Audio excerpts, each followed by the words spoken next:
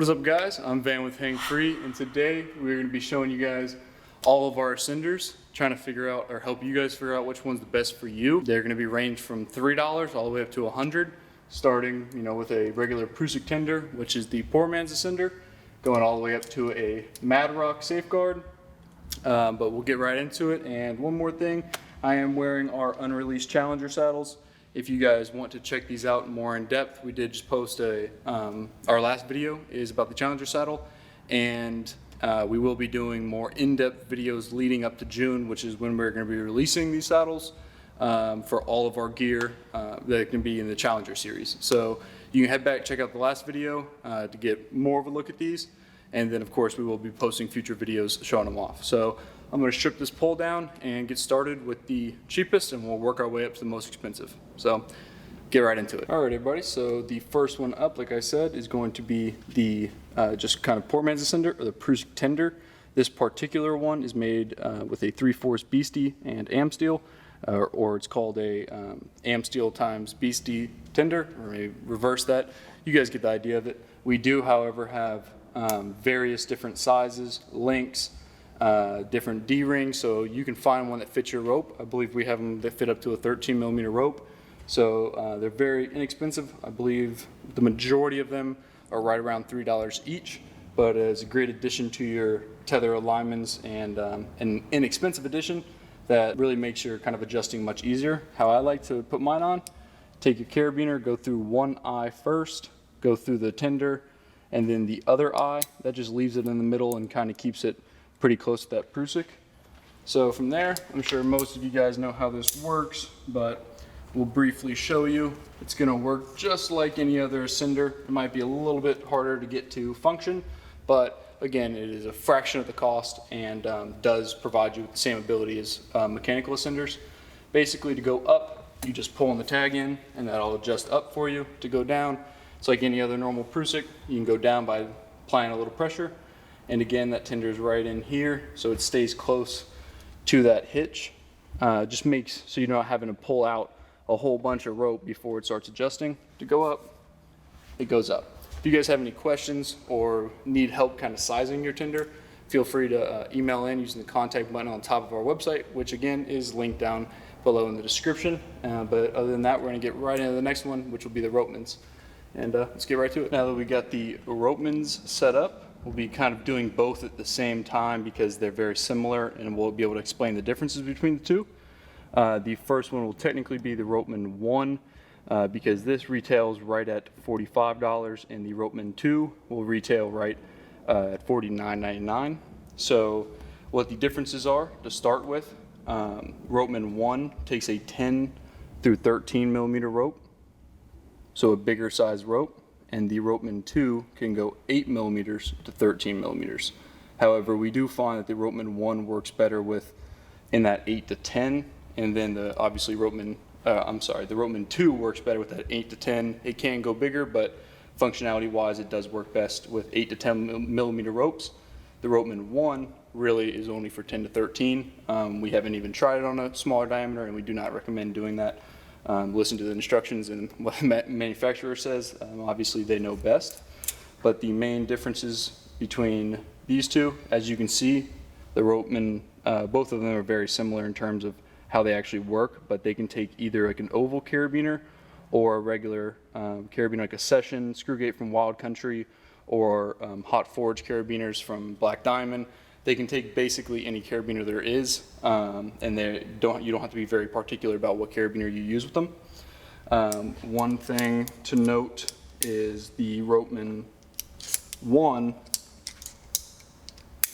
is going to have very, more of grooves as teeth. It's not going to have spikes or points. It's going to be very nice on your rope and not very tough on your rope. It'll be very, just kind to it. For lack of a better word. However, the Ropeman 1, why I believe it can grab a smaller rope, is going to have more teeth style. Now they're not sharp, as you can see I'm running my finger over them, but this does dig into that rope a little bit better. That's why we haven't posted one with Oplux. We're still testing what they do to the sheath of Oplux. So We should have one up soon here in the future on Oplux, but as of right now, we currently don't. So to show you the function of them, again, they're both going to work very similar. The main difference is just the size of rope you can use with them. I will show you how to attach them. They basically just separate like that. I'm going to put that on there, kind of rotating it around. And then I like to just take the rope, pull it backward to open up that hole in the middle. Take your carabiner and go right through. Then of course always check and make sure that it's functioning the right way before loading it. So the Ropeman 1 and 2 are very inexpensive options. You use that pull tab to go down, but as you did see, I grabbed above because once that's pulled, I can just go. So I'm kind of holding myself up here to go up. It's just giving it a pull. And I want you to kind of pay attention to the action these have. As you can see, I go pretty good ways to not go very far. So I'm not sure the exact ratio. If I had to guess, it would be somewhere that you have to pull up about 4 inches for it to finally set at about 2 inches. So it takes a little bit more movement than the ascenders you're going to see here shortly, but it's still very nice and it functions very well. I do use personally this exact one for my linemen's. As you can see, the carabiner tied on here at the end, just clip it into the linemen's, but it does absolutely work as a tree tether as well. And that is also what we call our 10mm blackout deluxe. So it has a nice matching carabiner and very affordable in terms of mechanical ascenders. So putting that one to the side, and I'll show you the Ropeman 1, even though I covered most of it. You can see it's going to function very, very similar. To go down, to go up, you just pull the tag end going upward and kind of relieve a little bit of your weight off of it. So I'll show you that again a little bit farther this time. Again, I'm going to kind of sit up as I'm going, but pull up and sit up at the same time, and it's going to adjust for you very nicely. It's going to have that same kind of range of motion as the Ropeman 1. So again, the main difference between the two is just the millimeter sized rope they fit. They both can take really any carabiner that we carry, and overall they're really affordable and great cinder options. So let's hop in straight into the next one, which is the Kong Duck. I'm going to take this one down, put the Kong Duck up, and we'll give you the rundown. Alrighty guys, so we get the Kong Duck on the tree. I am going to start on the ground because I want to show you a couple important things. However, the Kong can fit a 8 through 13mm rope similar to the Ropeman 1. However, its teeth right here is very smooth. And I'm sorry, I got the Ropeman 1 confused with the Ropeman 2. It fits 8 through 13 like the Ropeman 2 does. However, the teeth are again very kind of non-rigid or sharp, just like the Ropeman 1. So it's going to be very nice on all of your ropes as well, and it's not going to beat them up. With a Kong Duck, however, the carabiner selection is going to be a little more narrow. As you can see, this oval can slide all the way around. It functions very well, comes off of there nicely for you. However, a carabiner like the Session or a Hot Forge, which is very, very similar to the Session, but from Black Diamond, not Wild Country, will not work with the Kong Duck. It won't slide, or let me get that, there we go. It won't slide through. So as you can see, it won't go through, so you're gonna have to clip your bridge in if you were using this style carabiner upside down. Makes it very hard and very dangerous. We do not recommend using a carabiner other than like an oval, which will work with the Kongs. There are other carabiners. It doesn't have to be the Black Diamond oval. It can be really any oval carabiner will work with it. So that is why you don't want to use this. It also applies unnecessary torque to the Kong, and the way you put it on, we have seen that it can actually open it up. So I will show you how to add the Kong to your carabiner, or to your rope. Basically, this is how the Kong will come in its packaging. So it shows you with the paperwork as well. But you take these two black pieces and you can pull them apart. You don't want to really pull them, just ever so slightly, and then rotate it. And what that's going to allow you to do, put your rope in, make sure it gets in. You can pull that release lever down and it kind of just automatically does it for you. You then pull it apart again and rotate that in. Then of course, clip your carabiner in, make sure you added it the right way. It goes up, but doesn't come down, which it does. And now you are all good to get into it. What you'll notice first about the Kong is the action it takes on the rope. It takes much less adjusting for it to stop. So however really much I go up, that's where it's gonna sit. So versus the ropeman, which I might have pulled up, let's say I'm gonna use this as an example. I might have pulled this much rope through a ropeman, but I'm gonna really get caught by it about right there. So again, it's like roughly half the distance ratio versus a Kong, which if I go up just a little bit, it holds just a little bit.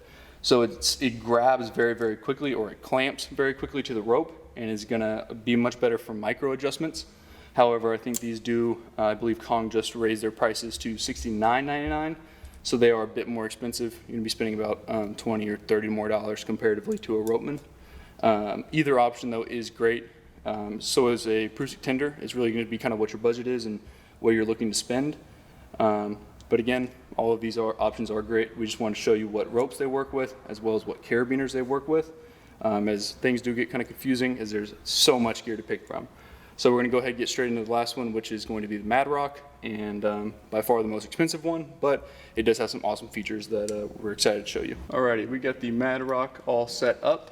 This is really mainly going to be for one sticking. It's going to be really kind of overkill for just a normal ascender or a normal tether, as it is a kind of belay device. So it's meant to be kind of repelling, and I'll show you why here in a second. By no means do you need this for a regular tether. A ropeman or a Kong will work perfectly fine, and you can save yourself some money. But this is a great option. We do sell this in a one-stick kit, although we will be doing a full video on this particular one-stick kit. Obviously, I can't go very high here, so I'm just going to be doing short rappels and showing you the function of it. So with the Mad Rock, now, before I do that, actually, I'm going to show you that this does work as well with various carabiner types. Works with the oval. Down here I have a session. Works with that as well, just fine. And then it also will work with just about any carabiner that we have found, or any carabiner that we carry. We can't vouch for any carabiner out there, as again, we don't have experience with every single carabiner. Just the ones we do carry on our website, but I'll show you the function of it and actually how to attach it. I like to set mine up. You can configure it differently. These do come with paperwork showing you how to do it, but it's a little bit different. You're going to put the end where you clip the carabiner on this way towards the top of your rope, and the tag end of your rope back through here. Then you shut that and add your carabiner. So I always configure it where my carabiner opens this way, downwards and towards me. That way I can always quickly clip in just like that, lock out that carabiner, and then sit back into it. So with the Mad Rock, you can ascend just like normal by pulling on the tag end. To go down, it is going to be a bit different. There's a lever back here, and this is why I said you can configure it differently. You can make that lever on the front. You can make it on the opposite side. I like mine to be here because I like to use my guide hand to rappel down. To go down, you just pull that lever, and then you're kind of just feeding rope through your right hand, and you can rappel out just like that. And then again, to go up, you just pull on the tag end. This is a little bit harder functioning wise to go up than say your ropeman or your Kong, but it does work fantastic. Now we do, with all ascenders, recommend you back them up. So if you're rappelling with a Mad Rock, what you can do is take an extra Prusik, and you can clip that in to your saddle's bridge loop down here. And then as you're rappelling down, if something were to fail, that Prusik catches you. To keep going, you basically are using two hands, very similar, but now you have two things that can catch you. Either this Prusik or this Mad Rock, but if with all mechanical devices, this goes for Kong and for ropemen's, you should always back them up, and we always recommend doing that. So to go back up, I'm there, and if you're just hunting and want to have a backup, this is completely out of my way. I don't really feel it, it's over there, but we have seen people with the ropemen's and Kongs attach them up top, and then into the same carabiner. That also works. However, it might get in your way of functioning or of adjusting. So just kind of maybe get a longer Prusik. We do have an 18-inch Sonai TRC Prusik that you can put way up at the top, and it will allow you to adjust without getting in your way. Madrock, again, it's a great option and very nice to rappel with. Keeps everything very simple, and you're not having to switch out gear to like a figure 8 rappel, although figure 8 rappels are very inexpensive and still a great option. I've used them for years and still occasionally use them. But the Madrock does retail, I believe now, right at $99.99. We don't sell it by the piece because Madrock has a little bit of supply issues because I guess saddle hunters are buying them all up. But we do sell a kit with it, which we will be doing a video here in the future, and is a kit that I've been using recently and have really enjoyed. So again, make sure you're always backing up your mechanical devices with just a simple tie-dye to eye or a Prusik. It's completely up to you. And yeah, hopefully we taught you guys some things. Did not say what rope this works with.